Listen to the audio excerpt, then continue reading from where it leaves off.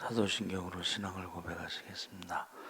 전능하사 천지를 만드신 하나님 아버지를 내가 믿사오며 그 외아들 우리 주 예수 그리스도를 믿사오니 이런 성령으로 잉태하사 통정녀 마리아에게 나시고 본디오 빌라도에게 고난을 받으사 십자가에 못 박혀 죽으시고 장사한 지 사흘 만에 죽은 자 가운데서 다시 살아나시며 하늘에 오르사 천능하신 하나님 우편에 앉아 계시다가 저희로서 산 자와 죽은 자를 심판하러 오시리라. 성령을 믿사오며 거룩한 공예와 성도가 서로 교통하는 것과 죄를 사하여 주시는 것과 몸이 다시 사는 것과 영원히 사는 것을 믿사옵나이다. 아멘. 찬송가 366장 찬양하시겠습니다.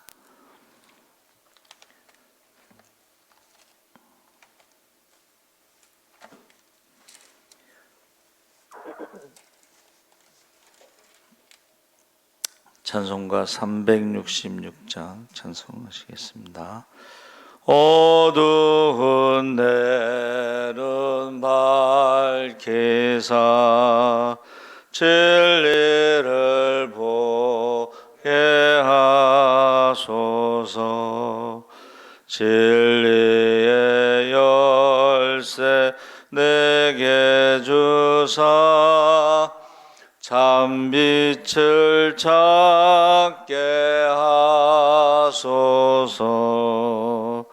깊으신 뜻을 알고자 엎드려 기다리오니 내 눈을 뜨게 하소서. 성령이여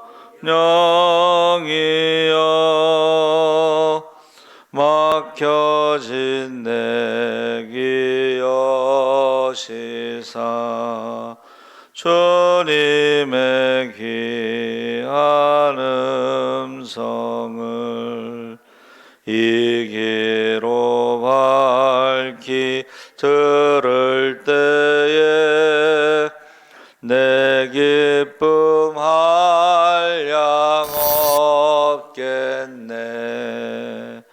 깊으신 뜻을 알고자 엎드려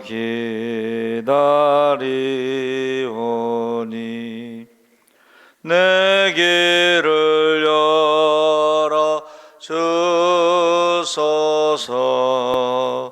성령이여 통해진 내 입 여시사 복음을 널리 전하고 차가운 내 맘 녹여주사 사랑을 하게 하소서. 깊으신 뜻을 알고자 엎드려 기다리오니 내 입을 열어 주소서. 성령이여.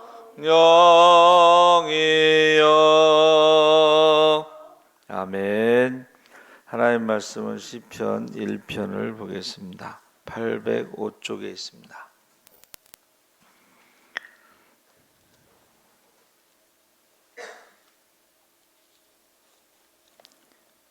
시편 1편을 우리 다 같이 읽겠습니다.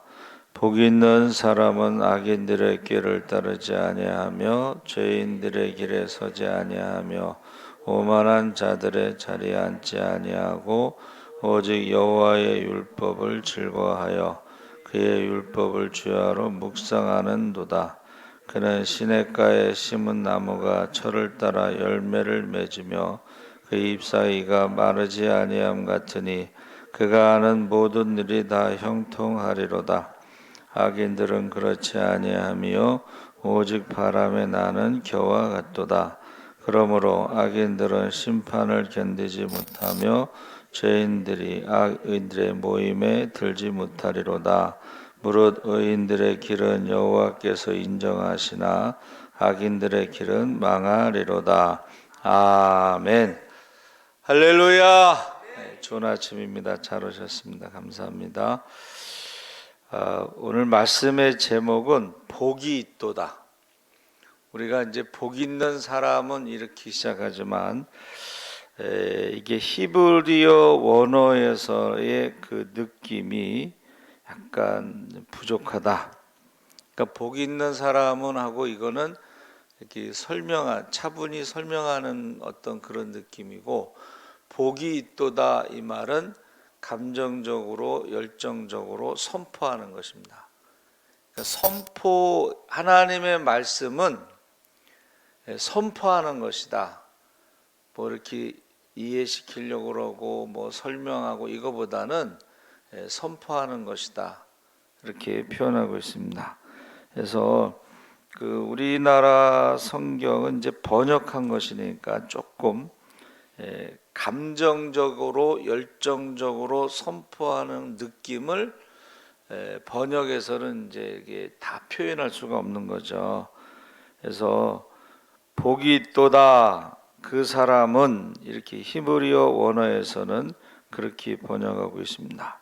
그래서 이 히브리어는 정적인 어떤 언어가 아니고 감정적이고 행동적이고 구체적이고 체험적이고 열정적인 언어다. 우리가요, 하나님을 만났을 때 이사야가 어떻게 해요? 아, 나는 죽게 되었구나 하고 탄식하지, 나 죽을지도 모르는데 이렇게 말하지 않는다는 거죠. 그래서 시편 1편의 시작은 히브리어로는 복이 있다 하고 복이 있다, 복이 있도다 그 사람은 하고 감정적으로 열정적으로 또 확신 속에 외치며 선포하고 있는 뜨거움을 사실은 느껴야 된다는 거죠. 그래서 1절에서 이제 세 가지 부정적인 것을 외치고 있는데, 사악한 자들, 죄인들, 조롱하는 자들, 이것은 하나님과의 수직적인 관계 속에서 그릇되게 나타나는 자들로 하나님에 대해서 무감각하거나 더 적극적으로 하나님에게 대적하는 자들이다. 그러니까 우리가 흔히 악인, 죄인, 오만한 자로 번역된 것은 사실은 사악하다. 여러분, 악인이라는 표현과 사악하다는 말은 좀 느낌이 다르죠. 그리고 조롱하는 자들로, 오만하다는 것을 조롱하는 자들로, 그러니까 이게 적극적인 거예요. 하나님을 대적하는데 아주 적극적인 사람들이 모여 있다. 이게 개역 성경, 개역 개정 말고 개역 성경에는 이 악인과 죄인과 오만한 자가 단수로 표현되어 있어서 이것은 어떤 추상적인 의미로 오해할 수가 있어요. 한 사람의 행위로 오해할 수가 있지만 사실은 이거는 많은 사람들이, 하나님을 믿지 않는 대부분의 사람들이 사악하고 죄인들이고 조롱하는 자들로 모여서 구약 성경에 대표적으로 바벨탑을 쌓는 사람들, 하늘에까지 닿고자 하는 우상의 제단을 쌓고 자기 이름을 드러내려고 하고 흩어짐을 면하고, 그런 사람들의 모임을, 회의를 말하는 것입니다.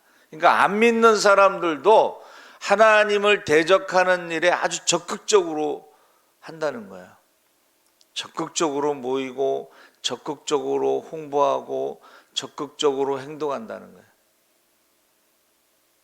그래서 2절에 나오는 복 있는 사람들과는 전혀 다른데 2절에 복이 있는 사람은 단수로 돼 있어요. 단수, 한 사람. 이 말은 뭐냐면 의인은 없나니 하나도 없다. 모든 사람이 죄인이다. 그래서 딱 한 사람이 의인이 있는데 예수님도 선한 선생님이요 하고 부자 청년이 말했을 때 왜 나를 선하다 하느냐. 하나님 한 분 외에는 선한 분이 없고 예수님도 죄인들의 몸을 입고 이 세상에 오셨기 때문에 의롭지 않다 이렇게 표현했어요. 그러나 이 의롭다는 것은 완전한 믿음과 순종이기 때문에 예수님은 십자가에 죽기까지 완전한 믿음과 순종을 보여준 유일하신 분이 바로 메시아. 그러니까 보세요. 이 사악한 자들은 많은 사람들이 모이는 거예요. 그리고 막 열심히 어떻게 해요? 적극적으로 하나님을 대적하는 바벨탑을 쌓는 거예요. 그런데 하나님 말씀에 순종하는 의인은 한 명인데 그게 바로 생명나무 대신 예수님이고 우리는 거기에 접붙임을 당해서 예수님과 이렇게 접붙임을 받아서 그 생명나무가 에덴 동산에 심겨지는 것과 같다. 그렇게 이제 이것을 시편 1편을 히브리어 원어로 이해를 해야 된다는 것입니다. 그래서 이 꾀라고 하는 것도 충고,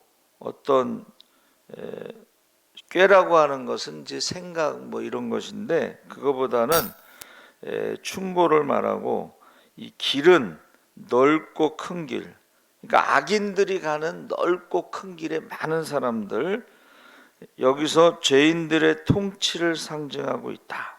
그러니까 하나님과 같이 자기들이 이 세상을 통치하려고 한다는 거야. 그 사람들이 그게 이제 북한 같은 경우에 이게 우상화 정책을 하잖아요. 김일성, 김정일, 김정은 어떤 대통령이란 의미가 아니고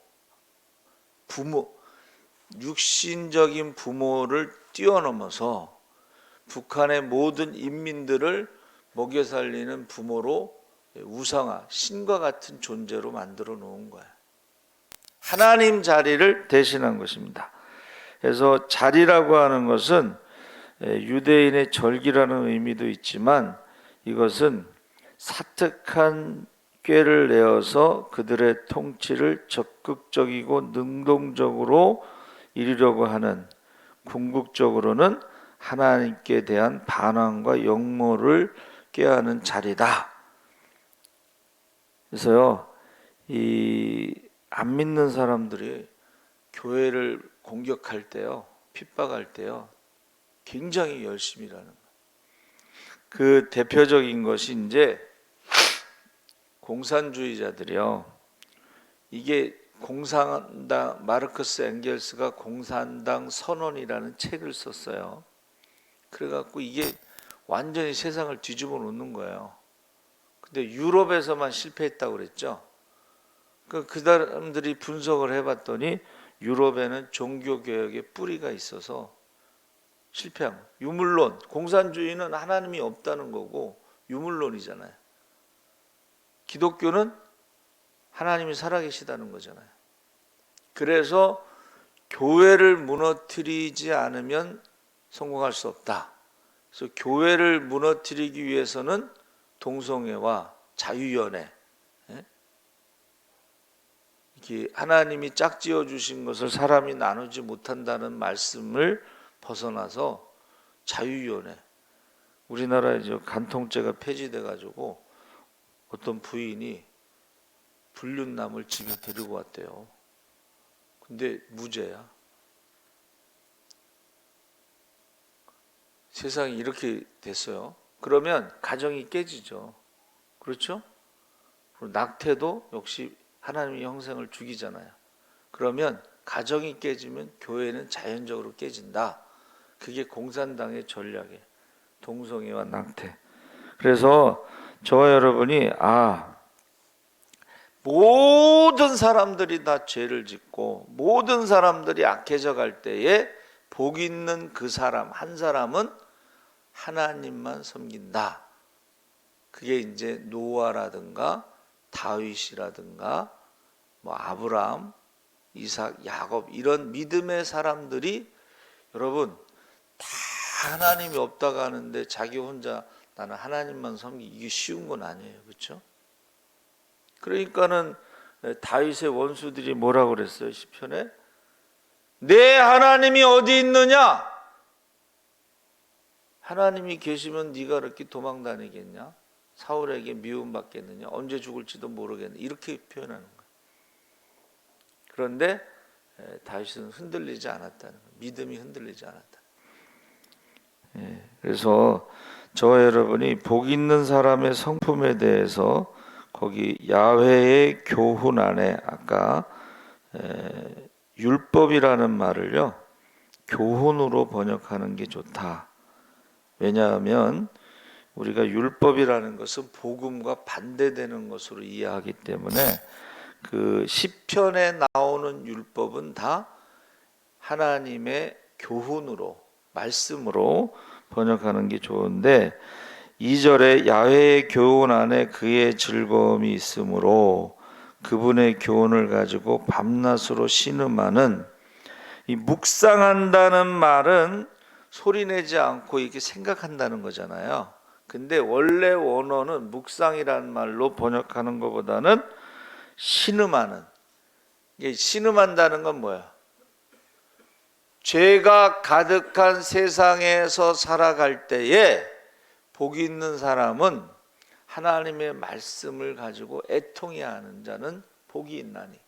여러분, 저와 여러분이 이 세상에 지금 죄가 막 죄의 밤이 깊어가고 죄가 막 가득 차고 소돔과 고모라 성보다 더 악한 시대에 우리가 악하고 음란한 시대에 믿음이 없는 시대에 신음하는 게 하나님 말씀을 교훈을 묵상하면서 생각하면서 신음하는 게 정상적이에요. 예레미야가 눈물의 선지자가 된 것은 지금 나라가 망할 정도의 우상으로 가득 차고 여러분 우상으로 가득 찼다는 것은 하나님을 두려워하지 않기 때문에 모든 죄를 다 짓는다는 것을 의미하는 거예요. 하나님을 두려워하지 않으면요 사람은 마귀가 할 수 있는 모든 짓을 다 할 수가 있어요. 마귀가 할 수 있는 모든 나쁜 짓을 다 할 수가 있어요. 거짓말하고 사기치고 공갈, 살인 이게 다 마귀가 하는 짓이거든요.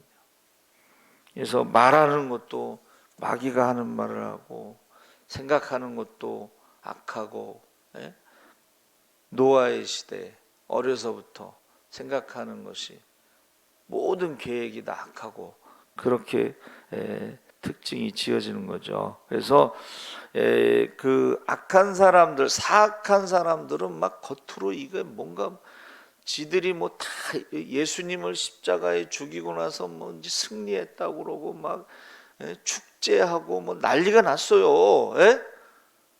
그동안 예수님이 그냥 공생의 기간 동안에 막 병 고치고 귀신 쫓고 막 말씀도 전혀 율법적이지 않고 복음적이니까 이게 막 난리가 났는데 예수님을 십자가에 죽이고 나서는 그들이 이제 승리했다고 하는 그런 분위기 속에서 2절에 복이 있는 사람은 내면적으로 하나님과의 관계 속에서 그 즐거움을 표현하고 있습니다. 그래서 율법은 이제 교훈으로 우리가 해석하는 게 좋고 출애굽기 12장 49절, 24장 12절, 신명기 4장 8절에서도 하나님의 명령으로서의 율법이 아니라 교훈으로 우리가 해석하는 게 좋다. 시편 1편 19편 119편에서도 역시 교훈으로 우리가 해석하는데, 여기서 오직이라는, 오직 여호와의 율법을 즐거워한다, 이 오직이라는 표현은 다만으로 해석하는 게 좋다. 그러니까 율법만을 의미하는 것이 아니고, 히브리어 원어에서는 다만 하나님의 교훈으로, 그 어떤 제한적인 게 아니고 하나님의 말씀하시는 모든 것들이 다 즐거움이다, 이렇게 표현하는 것입니다. 그래서 이 묵상한다는 거 아까 말씀드렸죠. 이 소리를 내서 신음하고 부르짖고 응얼거리는. 그래서 여러분, 그 스쿨이라는 영어 단어가 원래 중얼거리다 이런 뜻에서 나왔는데, 유대인들이요, 그 감옥에서 거기서 학교를 세운 거예요. 그게 스쿨이에요. 중얼거리다, 계속 하나님 말씀을 중얼거리는, 암송하는 거예요. 그래서 사이베리아, 시베리아라고 하는 그 영화에 보면 이제 그 추운 그 감옥 그곳에 있으면서 이 사람이요, 시편 23편을 암송해요. 그러면서 뭐라고 외치냐면, I am human being, 나는 인간이야. 그러니까 거기서는 여러분, 세수를 안 하고 밥도 많이 못 먹으면서 인간이기를 포기하는 그런 상황 속에서 스스로가 말씀을 계속 중얼거리면서 나는 인간이라고 외치는 거예요. 그래서 유대인들은 하루에 물 한 컵을 주고 주먹밥 하나를 주면 어떻게 해요? 반은 마셔요. 그리고 반은 세수를 한다는 거예요. 왜? 인간이기를 포기하지 않기 위해서. 그리고 주먹밥에서 11조를 떼어서 아픈 사람을 먹여. 십시일반이라고 해서 10명이 뛰면 주먹밥이 하나가 생기잖아요. 그럼 아픈 사람을 먹이면 그 병든 사람이 건강을 회복한다는 거예요. 그래서 잘 잡수셔야 되겠죠. 3절에 그 시냇가에라는 말은, 여러분 그 성지에 가면 뭐 물이 많지 않잖아요. 시냇가가 많지 않잖아요. 근데 가이드가 그 얘기하더라고요. 사울 왕이 처음에는 정치를 잘했는데 그 중에 하나가 수로를 만들었다. 우리가 시골에 가면 농로 그 물길이 있어요. 그걸 말하는 거예요. 그러니까 여기서 복이 있는 그 사람은 어떤 사람이냐면, 하나님이 만들어 놓으신 그 수로, 말씀에 가까이 있어서 때를 따라 열매를 맺을 수 있는 그런 축복, 생명과 축복이 항상 넘치는 것. 계시록에 나오는 하나님 나라는 때를 따라 과일이 열리잖아요. 우리나라도 청계천에 감나무를 심어보고 사과를 심어보고, 충주에 가면요, 충주의 가로수가 사과나무입니다. 그래가지고 사과가 쫙 열려요. 그거를 이제 시에서 관리해요. 그래서 저와 여러분이 이 1절에 나오는 시끄럽고 어둡고 불안하고 들뜨고 분주한 분위기 가운데 3절에는 물이 흐르는 그 수로처럼 조용하지만 항상 밝고 푸르고 아름답고 안정돼 있고 생명이 풍성한 것을 지금 느끼게 하는 것입니다. 그래서 심겨졌다는 말은, 여러분, 나무가 스스로 심어지는 게 아니고 누가 이제 심었다는 거잖아요. 그래서 아까 예수님에게 젖붙임을 받은 사람들은 24시간 365일 물이 있는 곳에 이렇게 옮겨져 심어진 것을 말한다. 그래서 그 요단강이 뭐 별로 그렇게 크지도 않지만, 문제는 헬몬산에서 눈이 녹아서 24시간 365일 물이 흐른다는 거예요. 그리고 그 물이 겉으로도 흐르죠. 지하로도 흘러가지고 그 물이 사해 쪽에 가서 올라오는데 그게 온천물이 내는 거예요. 그러니까 우리가요, 지하에 흐르는 물이 있어요. 그러니까 우리 내면 깊은 곳에 지하에 흐르는 물, 그것을 이제 성령에 대해서 너희 배에서 생수가 흘러서 넘치리라. 성령에 대해서 말하고 있습니다. 그래서 그러니까 이스라엘 우리 성지순례 갔더니요, 조경 작업을 하잖아요. 버스 타고 가는데 바닥에 물, 저기 우리가 정수기 있잖아요. 정수기 그 물 흐르는 그 조그만 그런 거를 쫙 깔아요. 그리고 거기에 이제 나무와 뭐 풀과 꽃들을 심어서 사막이 샘이 넘쳐 흐르리라, 꽃이 피어 향내 내리라 하는 그것이 그대로 이루어지고 있습니다. 그래서 여기서 흐르는 물이라는 것은 사시사철 흐르는 것은 하나님의 생명과 축복이 넘쳐남을 표현하는 것이다. 4절에 사악한 자들은 그렇지 않다. 한갓 바람에 심하게 날려버리는 겨와 같다. 그래서 우리가 악한 자들을 바람에 나는 겨 그랬는데, 이것도 정확하게 표현하자면 겨가 주인공이 아니고 바람이 날려버리는 겨, 그렇게 표현하면, 겨라는 것은 생명이 없다는 뜻이에요. 그 바람이 날려버리는 겨. 그래서 그들이 알곡 사이에 서지 못한다. 그래서 사악한 자들이 그 심판 자리에 서지 못하며 그 죄인들이 의인들의 회중에 서지 못한다. 그러니까 생명이 없기 때문에 바람이 그들을 날려버릴 때 거기에 있지 못하는데, 6절에 야훼께서 의인들의 길을 인정하시지만 사악한 자들의 길은 망한다. 이 말은 하나님께서 세상을 통치하시기 때문이다, 이런 말이에요. 그러니까 하나님이 농부와 같이 추수 때에 알곡과 쭉정이를 나누는 것처럼 하나님이 통치하시기 때문에 하나님을 떠나고 생명이 없는 악한 자들은, 사악한 자들은 결국은 멸망하게 된다는 것을 지금 그렇게 표현하고 있어요. 그래서 이것들을 우리가 체험적으로 알 수가 있다. 그러니까 시편 1편의 결론이 뭐냐면, 왜냐하면 하나님이 통치하시기 때문에 그들이 하나님 앞에는 서지 못한다. 그래서 이 제자들이 이제 왜 가라지, 악인들이 왜 이렇게 잘 됩니까? 그랬을 때에 가라지를 뽑다가 알곡이 다칠까봐 내버려 두고 추수 때까지 기다리라.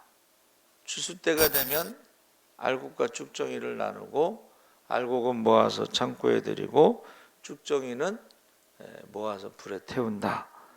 그러니까 예수님이 말씀하신 최후의 심판이 이게 어렵지 않죠.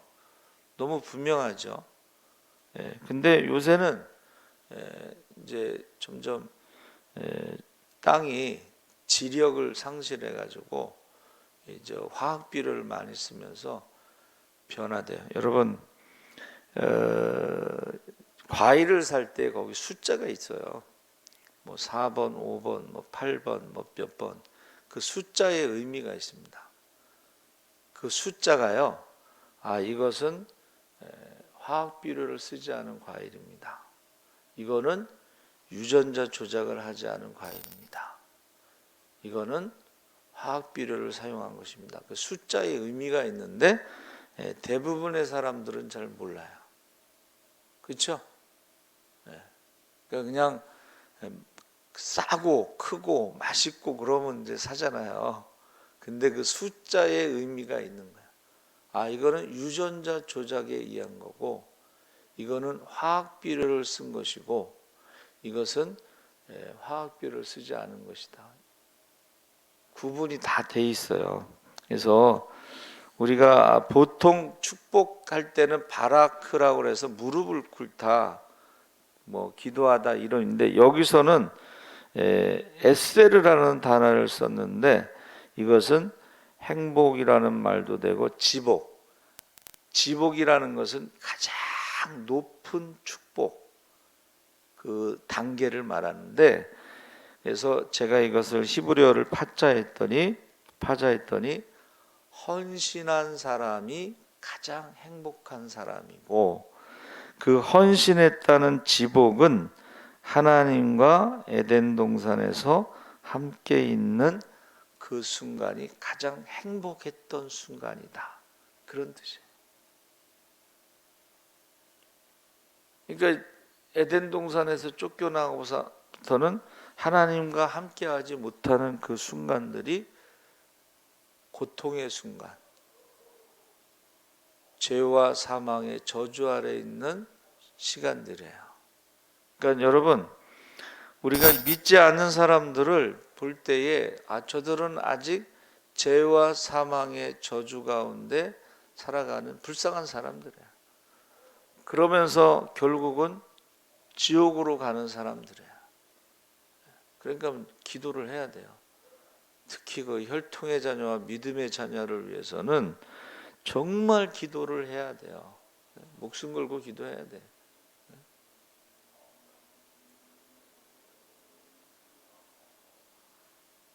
부모가 기도 안 하면 누가 할까요?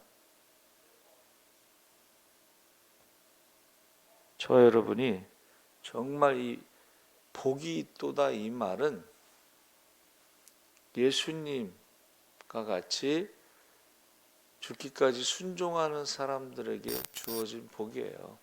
헌신한 사람.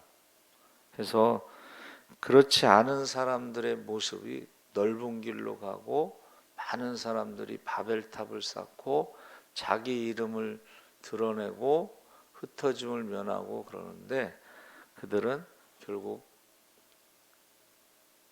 하나님을 떠난 모든 사람들은 겨와 같이 멸망할 사람들이다 하는 것입니다.